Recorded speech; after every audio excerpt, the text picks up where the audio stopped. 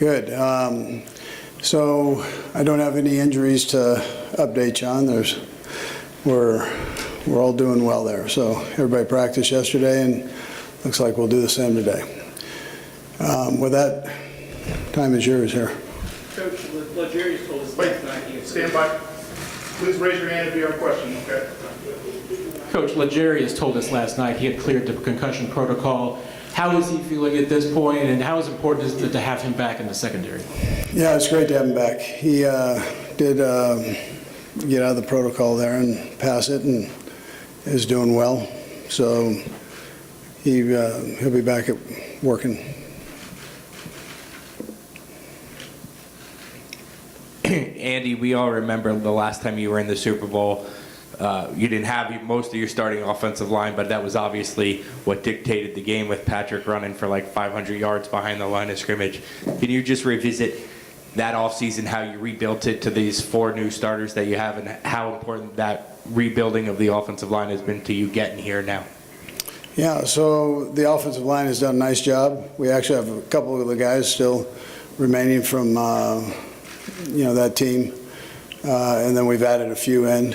Brett Veach made that one of his projects after that Super Bowl and did a nice job of bringing in the new guys. They fit in well and done well. Coach Reid, obviously it's been a long time since you've been back in Arizona. I know you were offensive line coach up at NAU. How has Arizona changed since you've been here, and how does it feel to be back in the Super Bowl here? Yeah, so I stop by periodically because my wife's family is from here. And so we drop in every now and again, and the valley has grown. I still remember driving from Los Angeles, and I-10 stopped out by where the stadium is, and you get off and drive through a bunch of fields there and to get to Glendale, and it's grown.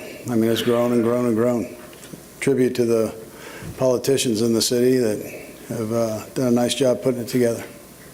And then obviously with Super Bowl events, I get 2 weeks between the game, but with the momentum you guys have had, do you feel like you'd like to just play 1 week after the championship game, keep the momentum going?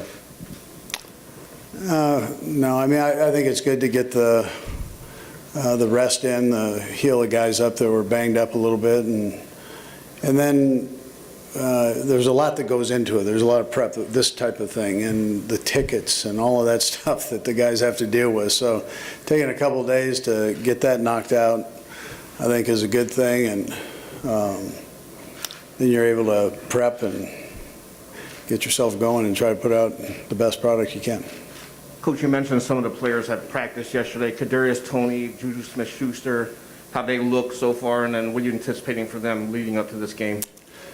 Yeah, they practiced yesterday. They'll go again today. They look good, and then we'll see how it goes the rest of the week. I mean, this is just today will be an easy day, and then we've got three days that are a little tougher. We'll just see where they're at. Yesterday we were able to put the pads on and go in pads and get some work done there. The guys hadn't had them on for a week, so. Hey, Coach, can you put into words what Isaiah Pacheco has meant to this team, maybe not even just from an on-the-field standpoint, but his young energy, attitude on what's primarily a veteran team, what he's brought to you guys? Yeah, I tell you that, what you just said. He's got a tremendous amount of energy, loves to play the game. He's smart. We asked the running backs to do quite a bit in the run game and the pass game and protections. So he has handled all that, done it well. But most of all, he is that energizer bunny guy. I mean, he's got endless energy, and you see it when he's on the field playing. You see it at practice. That's who he is. Coach, to your left. Hi, Coach. You started your head coaching tenure with the Eagles back, and you coached with them for 13 seasons. Is there any special connection with both franchises heading into this game, in that you owe to the city of Philadelphia and their fans as well? Yeah, listen, I had 14 great years there. I loved every minute of it. It's a great organization. I still am close with the people there. It was great to see the kids that we had drafted that are now these veteran players, all pro players, and on that team. I had a chance to give him a hug last night, and now we go our separate ways and we get ready to play. So it's but I'm proud of them for what they've done. Proud of Howie Roseman for what he's done. He's done a great job of retooling that team a couple different times, and that's not an easy thing to do. And he probably doesn't get enough credit for that. Coach, right over here. Hey, Andy, Right, Adam? with regarding Clyde, you expecting him to be up Sunday? And if so, what are your expectations for him if he does have to play? Yeah, we'll practice him this week and just see where we're at. Jones has done a good job for us too, so we'll just see how that all works out. But it's good to have him back for sure. Coach, with Mahomes, I know he battled through the high ankle in the AFC title, looked pretty good, pulled up the one time. What has the training staff meant for his recovery, and how close is he to 100% now? Yeah, so I wouldn't tell you he's 100%, but the training staff works with him endlessly. I guess it'd be a tribute to both of them for Pat coming back for more and for those guys cranking on him. So Julie spent most of the time with him, rehabbing him, and we've got all the latest, greatest stuff to use technology-wise. So he's used it all and has been able to make these jumps here where he can actually function and play in a game, which is pretty remarkable. Andy, back over here. Back to your Eagles connection. Can you appreciate the irony that it's the Eagles that are standing in the way of this team getting another Super Bowl win? Yeah, I mean, I guess initially you feel that or sense that or see it. You're living it. I think it's a great thing for the Eagles. I think it's great for the Chiefs to be in this position. Once you get through all that, now it's the teams playing each other, and it doesn't really matter the uniform. Once the game gets going, it's football. Who's got the better team, better players, better coaches, and who gets a break here or there. All those things that normally happen in a football game takes place. So you kind of blank all the other stuff out. Not too worried about that. You don't let it get in the way of your preparation. You try to maximize your preparation as you go forward here. So, yeah, but initially, I mean, that's quite a deal. It's a great storyline for you guys, and I mean, with the Kelsey brothers, they'll give you more. So. Coach Spag shared with us that he journals and has kept notes of the things that he's experienced through these Super Bowls, and he's been reflecting more on almost the mistakes he's made, the things that he did wrong during a Super Bowl week. For you, is there any one thing that you perhaps did wrong in the years past that maybe you want to do different, whether that means you individually or as a team? Yeah, so I really do that every game, and not that I share it here, but I mean, I would tell you that every game you're very self-critical, and you try to make sure that you don't repeat the same mistakes twice, especially in this business. You get fired real quick if you're doing that. So, I mean, it's no different for the Super Bowl games. Yeah, there are things you come out and you probably wish you could have done better. Even the one, the one that we won, there were things I felt, you know what, we could do this better than we did. But I can give you one for your thing. We can't have as many penalties as we did the last one. So, that's for sure. Coach, right here.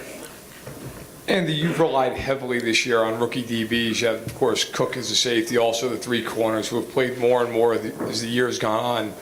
What have you seen in their progression that's allowed them to be as competent as they've been and as quickly as they've been?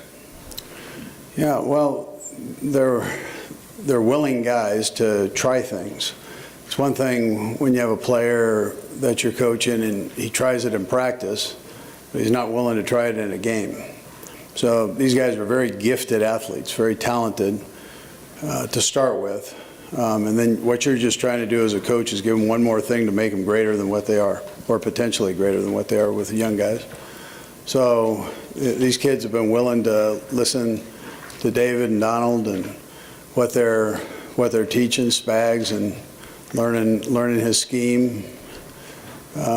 So my hat goes off to them. They're good kids. They work hard. They want to be good. And every week they've gotten a little bit better, which is, again, a tribute to their work ethic. Yeah, right here, Coach Reid. How you doing? I'm doing great. How are you doing? Doing pretty good. Yeah, I know you are. Yeah, could you discuss, moving on from Tyreek Hill and the revamping of your wide receiving core with Marquez, Juju, and Sky Moore Yeah, you bet. and other guys? Yeah. So listen, nobody's happier for Tyreek than I am. I mean, he made a lot of money and he gained a lot of yards. I mean, he had a great year. So, Pro Bowl player, All-Pro player. But on the other hand, I'm proud of our guys for the job that they've done.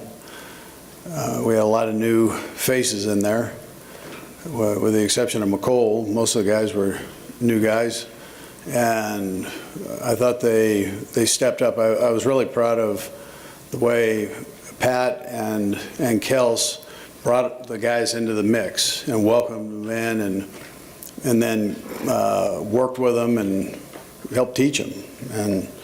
And so and listen, Pat Mahomes is a pretty good quarterback, so we didn't lose Pat Mahomes. That was a good thing. He makes those guys look good in a lot of ways, and they help make him look good too. So it's a good relationship. Coach, over here on the side. Yep. Andy, what made Juju Smith-Schuster an attractive option for you guys, and what has he brought specifically to the Chiefs? Yeah, so I love Juju. Great personality. So that we like that addition that way. But he also complements Kelsey. He has that ability to feel in space openings, and Patrick trusts that.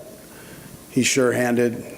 He's great after the catch. He's tough to bring down, and he's smart. I mean, he picked all this stuff up and he did it well. So, got the confidence of the quarterback. That takes a lot. Andy over here.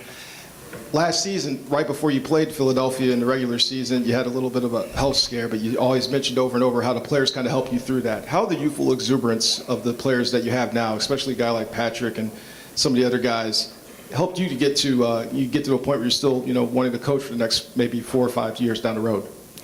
Yeah, well, that and the doctors, they help, but those guys, their support was great. I mean, the players' support. They just told me to get my butt off the ground and keep moving. Kind of threw back what I throw at them. But they've been great that way. They were great during that time, at that moment. They were great. And then the doctors, my hat goes off to those guys for the work that they do. Andy, Clark was telling stories this morning about that 9-hour meeting you had with him at the Philly airport before you were hired. Was wondering what your recollections were of that meeting, and were you ever tempted to tell him, hey, I got this plane waiting for me outside, I need to go? Yeah, that was that was a long day, and I remember it fairly well. And he brought the whole organization with him, I felt like, and so I had a chance to meet everybody. The time flew by. I felt bad about the plane, though. I mean, that was waiting. I did feel bad about that, but I know everybody involved knows that's part of the business. And things have worked out well for the other teams. All right, we're going to do 3 more. We're going to go right here. We're going to go to this young lady here, and we're going to finish with this gentleman. Andy, back here. I'm lost. Where is the back here? There you go. Around this time last year, you guys brought Matt Nagy back. Why was it important for you to do that, and how have you seen his relationship with Patrick grow this year? Yeah, so Matt knew him before he left, had him for the year, and I knew they had a good relationship then. I felt that was kind of a no-brainer. I mean, he's a great coach, and so bringing him back on staff would just keep us moving in the right direction, keep Pat moving in the right direction. And it's done that. He's been great with Pat, and at the same time, it's tough when you're a head coach and you get released. I mean, he was coach of the year just a couple of years ago, and then ends up things didn't work out and ends up being released. So it's good to knock some of that NFL scar tissue off your head and get going again. So he's been able to do that. He's in a great place. I'm sure somewhere down the road here he's going to get another opportunity. He's a fine football coach. Yeah. Coach, Lena Washington, 12 News in Phoenix. I wanted to ask about Mike Kafka. He's one of the candidates here for the Cardinals. What kind of man and coach is he? What will he do with Kyler Murray, given the development he's been able to have with Patrick? Yeah, so I actually told Mr. Bidwell this too. He's very intelligent, great human being, and your quarterback would love him. He'd challenge him to be better than he even is now, but he'd do a great job. He'd challenge the team, and I think the guys would respond. He played in the National Football League. I had a chance to draft him out of Northwestern, and so I think he'd be tremendous for the city, for the Bidwell family, and for y'all. Last question right here. Congratulations, Coach Reid. By far, this is the biggest game in the world. How do you keep your players focused and composed during this time and keep them focused on the game and not getting everything taken away from them? Yeah. So you worry about that with some of the young guys. The older guys, I've got enough of them here that have been through it. They understand, and I'm banking on them sharing their experience with the young guys. The team's been very focused all year to get where we are now. You've got to stay focused. There are a lot of ups and downs in the National Football League. To put a record together like we did, you've obviously had more ups than the downs, but within that, it takes tremendous focus every week to be ready to go. I mean, the parity in this league is ridiculous right now, and so you've got to have some mental toughness and the ability to focus in if you're going to end up where we're sitting here. All right, thank you. All right, thank you.